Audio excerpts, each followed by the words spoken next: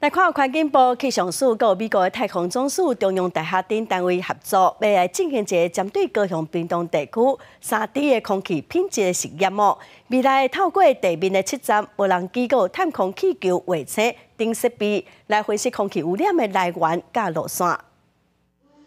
无人机出动，挂载各种监测元件，会当量 PM2.5，甚至几百种挥发性有机物的成分。甲过去无同，会当伫地面上设测站来监测空污。无人机的加入会当更较清楚收集到空污徛伫的分布。 这污染物其实是可以传到更高的位置之后往下游传送，配合地形的效应跟季风跟环流的特性，会影响到整个更高层或者其他地区的污染的分布。这个环境部甲中央大学、美国太空总署等单位合作，今年春天针对高屏地区进行3D 空品实验，佮加入探空气球、风光达、卫星等各种设备，更加精准来掌握污染物的来源，甲伊安怎传输。我们对于污染源的掌握跟它的环流的一些状况，能够有更清楚的了解。那这对未来的污染的整治跟改善就可以提供比较精准的科学资料。